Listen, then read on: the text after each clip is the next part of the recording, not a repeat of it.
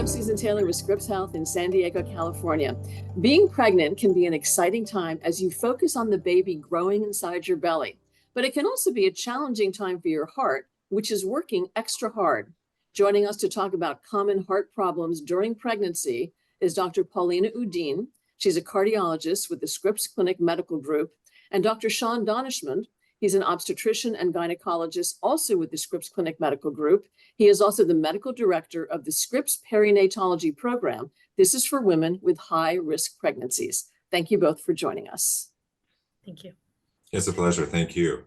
So how does being pregnant affect your heart? So as you mentioned, it's a time where there's a lot of extra stress on the heart because it's really working for more than one person. It has to support a lot of extra fluid, a lot of extra blood volume. So for a lot of women, healthy, young, or old, it's a time of increased stress, pressure, and demand on the heart. How common are these heart problems? So heart problems that develop during pregnancy are actually surprisingly common. Most commonly, we see in our population people who develop diabetes or high blood pressure during pregnancy. However, sometimes we realize that these women actually had pre-existing heart conditions that we didn't know about prior to them becoming pregnant. And a lot of the times we discover this when they're pregnant, which makes it extra challenging and something for us to work together on. So what are these common heart problems? I believe hypertension, high blood pressure. What causes that condition? So high blood pressure is a common problem that many people have, pregnant or not. When someone develops this during pregnancy, it can often be a sign not only of the increased blood volume that they're carrying, it can be a sign of the inflammation, which causes the vessels to sometimes either narrow or dilate that can affect blood pressure. And sometimes just the inflammatory state of the pregnancy itself can cause these conditions to worsen during pregnancy. And then Dr. Daneshmand, how does this high blood pressure affect the unborn baby? High blood pressure, Susan, if it's pre-existing hypertension, so typically hypertension or high blood pressure developing before 20 weeks of gestation, it depends on really what the patient's blood pressure status is. If the patient's on medication, if they're well controlled. If it's a patient who's not very well controlled, meaning mom's blood pressures are very high to begin with, then this can cause, for example, fetal growth restriction, where the baby's not growing very well in the uterus. This can cause preeclampsia, which is a condition where blood pressures rise on top of a pre-existing elevated blood pressures. So it can lead to problems. Dr. Uddin, if a woman has high blood pressure before she gets pregnant, what can she do actually to lower her blood pressure to ensure a healthy pregnancy? So, that's a great question. If you think about the heart, it's pumping, these ventricles are pumping to supply blood to the whole body, and they're pumping against the existing pressure that's in the body to deliver blood and oxygen everywhere.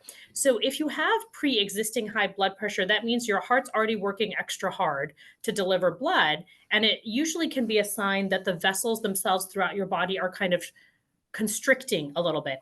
And so, there are things that we can do naturally to lower blood pressure, which we're always talking about. We know weight loss, exercise, avoiding certain types of foods and salty foods, which you can do naturally. And then as it turns out, some people end up needing blood pressure medications to help lower the blood pressure. And there's quite a few that actually are safe to use in pregnancy. And there's quite a few that are not safe to use in pregnancy. And so if we see a woman of childbearing age who's thinking about becoming pregnant or already is pregnant, we certainly go through, hey, these are the medications that we can use if we need. These are the ones you absolutely must avoid. And so that's certainly something we appreciate or like to do ahead of the pregnancy if possible. But sometimes, that's not always the case. So should you have your heart tested before you get pregnant? And what kind of tests would that include? That's a great question. So it depends on what we consider your pre-existing risk. So oftentimes a relatively young, otherwise healthy individual, there generally isn't a need to get an EKG or an echo, which is, a measure of the electrical activity of the heart, or ultrasound pictures of the heart, is not necessary in everyone. However, women that we consider high risk, so advanced maternal age greater than the age of 35, pre-existing health conditions that Dr. Daneshmand spoke about, known high blood pressure, known diabetes, strong family history, or perhaps being born with congenital heart issues, those are women that we definitely want to see before they become pregnant and consider doing some of this testing. And Dr. Daneshmand, what is preeclampsia and how common is it and when does it kick in? So preeclampsia is a condition where blood pressures rise, and it's an expression of a disease. It's a disease that unfortunately starts very early in the pregnancy, but typically presents itself late in the third trimester. And the blood pressure criteria is 140/90. So for the audience who's listening, 140/90 is really the blood pressure cutoff where we diagnose preeclampsia. And it's diagnosed in patients who do not have pre-existing high blood pressure prior to 20 weeks of gestation. So it's new onset elevation of the blood pressure. It's also associated with also spilling protein in the urine. So elevation of the blood pressure and proteinuria. And what are the symptoms of that? Symptoms are patients can have, for example, edema. They can gain a lot of weight. Typically, it's non-dependent edema, so your hands and face, for example. Moms may have a really bad headache that doesn't go away with taking Tylenol. They may end up having abdominal pain. So a lot of fluid retention is typically what we see. But again, the hallmark of it is elevation of the blood pressure. So how can it affect the unborn baby? Anytime you have elevation of the blood pressure, remember the baby is basically surviving based on what mom does. So all the oxygen, all the nutrients are being transferred, exchanged between baby and mom via the placenta. So anytime there's elevation of the blood pressure, there's reduced something we call uteroplacental insufficiency, or reduced exchange between mom and baby. So therefore, it depends on the gestational age that mom expresses this disease. For example, if mom expresses preeclampsia at 24 weeks, this baby is at risk, for example, for, again, fetal growth restriction, not growing very well. And again, depends on the severity of the condition. If the blood pressures are very elevated, this can lead to what you just mentioned. Prior to this is placental abruption and really the biggest complication, Susan, is premature delivery. So how do you treat it? Depending on, again, how severe the patient's condition is, the patient may be delivered at 37 weeks, which is 3 weeks prior to their due date, or they may be delivered, within a 24 to 48 hour after their diagnosis, depending on the severity of the condition. Because these patients can have laboratory abnormalities, they can have fluid in their lungs, they can have difficulty urinating. So there are a lot of issues that unfortunately can present themselves. So it's really case by case, but typically delivery is the treatment. And if the patient is very young, our job is always to kind of weigh the risks versus the benefits of, keeping mom pregnant and trying to reduce, the severity of prematurity and the complications that are associated with that. And Dr. Uddin, what is gestational diabetes? So gestational diabetes is those women who develop elevated blood sugars and actually get a diagnosis of diabetes once they've already become pregnant. So they were not diabetic prior to the pregnancy. And interestingly, sometimes it resolves once the pregnancy is over because it is an increased stressful state on the body. So some women only have diabetes when they're pregnant, and then it can happen again with subsequent pregnancy, but they're not actually diabetic when they're not pregnant. Interestingly, though, these are women that we consider high risk because they are known to have increased risk of either diabetes or cardiovascular events such as heart attack and stroke down the road, many, many years after the pregnancy when they're much older. So these are women we want to keep a close eye on. And so how do you diagnose and treat the gestational diabetes? The gestational diabetes is also treated and first of all, diagnosed by looking at their labs. So there's blood work that you can do that demonstrate elevated blood sugars. Some women will report increased urination. And it can be associated, as Dr. Daneshmand can tell you, with some growth changes in the baby as well. So sometimes it can actually get picked up on some anatomy scans as well, because you can see differences in sizes of the baby in women or mothers who have gestational diabetes. Typically, women, Susan, undergo screening, universal screening between 24 to 28 weeks to diagnose for gestational diabetes. If the patient has a high risk, for example, mom has diabetes, or she had a history of diabetes in her prior pregnancy, or her body mass index is very high, then typically we screen the patients earlier in pregnancy. And then what about congenital heart defects? What are they and how do they affect the unborn baby? So congenital heart defects are really a tricky and broad subject because, again, when you think about the heart that we were talking about, the heart in and of itself has 4 heart valves. You've got the aorta, you've got the pulmonary artery, you've got these various, valves and arteries that can all have various things that you could be born with. So when we say congenital heart disease, it could mean a number of things. It could mean a valve that's leaky that you were born with. It could be a valve, like, for example, an aortic valve. You could be born with 2 leaflets instead of 3. So You can be born with certain holes in the heart, and some of those are actually important and need surgical correction. And interestingly, others you just monitor and they don't necessarily harm the mom or the baby. But we do know that moms who have some congenital heart disease or valve issues or things that they may be born with, there is a slight increased risk of passing that along to the baby. So if that's in the family history, these are women who will also get extra attention and perinatology care, and maybe even a scan of the baby's heart while they're pregnant, which we can do to identify these early if they're the type of thing that might need surgery.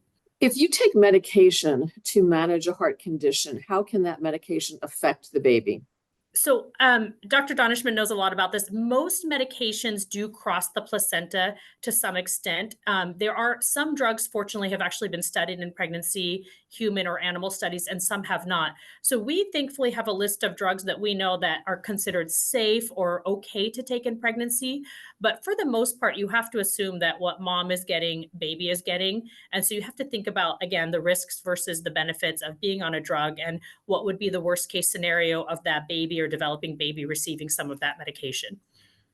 And Dr. Daneshmand, are there ways to test the baby's heart as it is developing during pregnancy? If there are certain indications, for example, mom had a baby with a congenital heart defect, or let's say has a primary relative with a congenital heart defect, or mom has gone through in vitro fertilization to be pregnant. Typically, we scan these patients around 22 to 23 weeks of gestation. That's where the heart is large and the bones haven't ossified, so we can actually take a very good detailed look at the baby's heart. Also, we look at baby's anatomy in the first and second trimester in a very detailed fashion. Remember, congenital heart defects are the #1 congenital abnormality. So if you scan 100 patients, you find maybe 4 to 5 abnormalities. Typically, a heart defect is the most common abnormality that you encounter. Talk about the Scripps Pregnancy Heart Program. What is that? The Scripps Pregnancy Heart Program is the collaboration between obstetricians, maternal fetal medicine, and also cardiology. We wanted to bring a group of people together who actually care about pregnant women and are interested in this field. Typically when we see patients, many times they have a cardiologist somewhere, and there's not enough good communication amongst the parties. And unfortunately, many women are dying of cardiovascular disease. As you know, in the United States, the maternal mortality rate is on the rise. And unfortunately, the most common reason is cardiovascular disease. So we wanted to bring a multidisciplinary group of people together who can work together in a compassionate and respectful way to take care of our patients. If you're thinking about getting pregnant, what tests should you have to determine if you have any heart issues? Depending on your baseline risk, your own personal history and family history, that really comes into play when determining whether a woman needs to do any preconception testing. So, on average, not everybody needs to do an EKG or an ultrasound or echo of their heart before they get pregnant. But as Dr. Daneshmand was saying before, it really depends on if the mom has any personal history herself, if she had any first degree relatives or prior children who had any known heart issues. And at the very least, if that is a concern, we usually start with a basic EKG and an echocardiogram, which is an ultrasound of the heart, which are both non-invasive, safe things for a mother to do, whether she's pregnant or not. There's no radiation or anything like that involved. So that would be at least the starting point, but it's not necessary for all women, but certainly important for some. Should you delay getting pregnant until you can get a handle on these heart issues?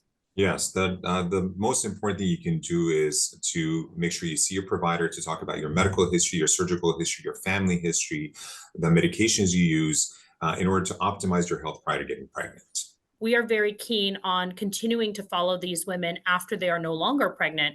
A lot of times the focus shifts to taking care of the baby at that point, and oftentimes the woman's health gets put on the back burner a little bit because you've got some other priorities and some demands on your time. But once we identify these high risk women, as Dr. Daneshmand said, high blood pressure, preeclampsia, gestational diabetes, these are women who are known to have increased heart problems in the future. And so we don't want to lose these women just because they're no longer pregnant. So we really encourage follow-up in cardiology and with primary docs for long-term management and screening for these health conditions down the road.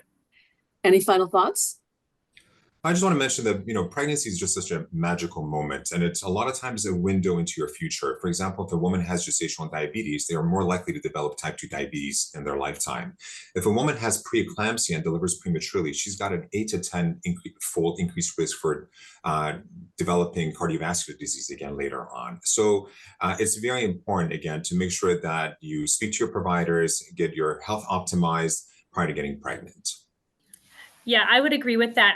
We've been really lucky and happy to have this collaboration where we can really work together with all of our OBGYNs, our perinatologists, the primaries, and the cardiologists. That's what the Pregnancy Heart Center is all about. And we're here for that. We've actually blocked off time in our schedules. We're ready for it, and so we're happy to take care of these women at any stage in the game, whether it's pre-pregnancy, during pregnancy, and certainly postpartum and long-term follow-up. So please come and see us or whoever you like, just to make sure we have these issues addressed. Thank you both so much for taking the time. We really appreciate it. Thank you. It's our pleasure. Thank you. If you'd like more information about how to deal with common heart problems during pregnancy, just click on the link or go to scripps.org/videos. Want more critical information about your health? Please subscribe to our Scripps Health YouTube channel and follow us on social media at Scripps Health. At Scripps, we're here for good. I'm Susan Taylor.